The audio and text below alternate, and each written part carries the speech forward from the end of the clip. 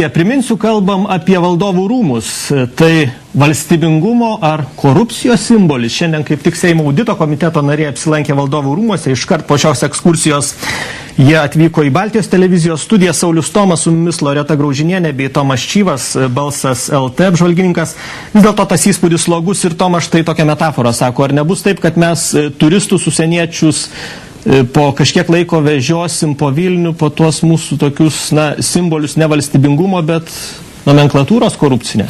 Manau, kad šitas iš tikrųjų periodas mūsų besikuriančios valstybės bus paženklintas ir tikrai kai kas pasistatė savo paminklus būtent tokiu būdu, bet iš esmės, tai kiek aš dabar metus dirbau audito komitete, tai tiesą sakant, nemačiau nei vieno objekto, kuris būtų pastatytas ir nebūtų išpūstos kainos ir nebūtų tenai korupcijos požymių. Pone Sauliau, koks nėra kontrolės. Vaizdas akivaizdus, kad tiesiog valstybė kažką daro, kažką dirba. Bet valstybės kontrolė yra, jį paskaičiavo labai aiškiai. Valstybės kontrolė pasakė, 3 daugiau negu buvo iš pradžių.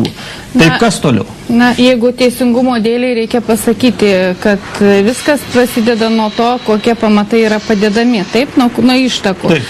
Tai man labai keista ir mes turbūt tą klausimą nagrinėsim, nes kiek valstybės kontrolė atidavė prokuratūrai, tai jie savo keliu, tikiuosi, šį kartą gins viešą interesą.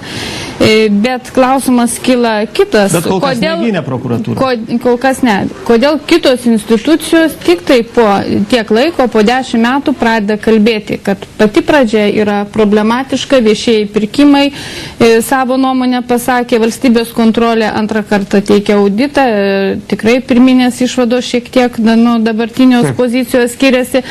Ir visos kitos institucijos, kurios vykdė darbų priežiūrą ir taip toliau, kiekvienais metais buvo skiriamas finansavimas ir vyriausybė turėjo žinoti, kas tuo metu jau į valdžioje buvo, aš tikrai šiandien nesigilinsiu, nes pradžia padėta prie vienos vyriausybės, po to sekė kitos vyriausybės. Visą tai, kas vyko, visi pusę lūpų, žurnalistai tai tikrai, visi žinojo, visi šnekėjo, Tomai, bet kur čia šuo pakastas? Kodėl vis dėlto traukinys važiavo, kaip sako, šunys loja, bet karavanas yra? Matot, dabar sunku pasakyti, kas tie šunys ir kas tas karavanas ir kas tie kopranugariai. Kopranugariai gal daugmaž žinome, bet reikalas toks, kad iš tikrųjų tiek valdovų rūmai, tiek nacionalinis stadionas vadinamasis niekaip negalima, kurio niekaip neįmanoma pastatyti arba nugriauti ir statyti iš naujo dar kažką daryti. Tiek čia pakilus dabar į šito pastato, kuriame sėdime viršutinėje aukšte ir pažvelgus pro langą galima matyti dar vieną tokį objektą, tai niekaip nepabaigiamas statyti valstybės saugumo departamentos. Pastatą ten irgi sąmatos taip pat augo nežinia kiek kartų. Daugybė kitų istorijų. Žiūrėkit, bet jūs turite atsakymą. 3 padidėjo sąmata. Jūs, pirmininkė, šiandien teigiat, kad dar 200 milijonų gali prireikti baigti valdovų rūmus. Tai vis dėlto, kur čia atsakymas? Man taip vizualiai pasižiūrėjus, įvertinus tai, kad galėtumėm atidaryti sales lankytojams su visom freskom, su visais piešiniais, tai yra rankų darbas, tai yra tikrai labai brangus darbai. Aš manyčiau, kad ta suma tikrai sieks, bendra suma sieks iki 500 milijardų litų. Ir tam, kad mes galėtumėm užsieniui parodyti, ką mes tikrai turim ir ta idėja būtų realizuota. Nors dabar aš jau tikrai nesu optimistas, kad šita idėja graži bus realizuota taip, kaip ją norėjusi realizuoti. Aš noriu pasakyti, kodėl. Todėl, kad sistema per tos 20 metų susiformavo tokia stipri visai įvairiais lygmenims. Ir tie lygmenys nuo viršaus eina į apačią ir jie vienas... Kas ta sistema?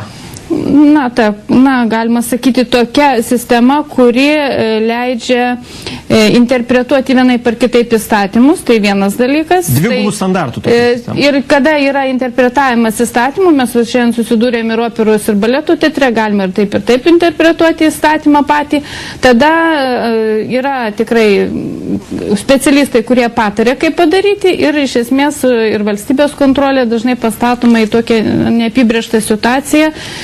O ta sistema suveikia Lietuva maža, taip, visi Loreta, žinome tą sistemą Lietuva maža, ir žinom, kas kur vyksta, bet labai gaila, kad nėra tarp žinybinių institucijų bendradarbiavimo ir bendro noro padaryti. Taip, svarbus dalykai, mes dar juos aptarsim telefonu. Rūta Janutienė, su mumis žurnalistė, taip pat tyrinėjanti šios klausimus ne vienoj savo diskusijų, ne vienoj savo laidų.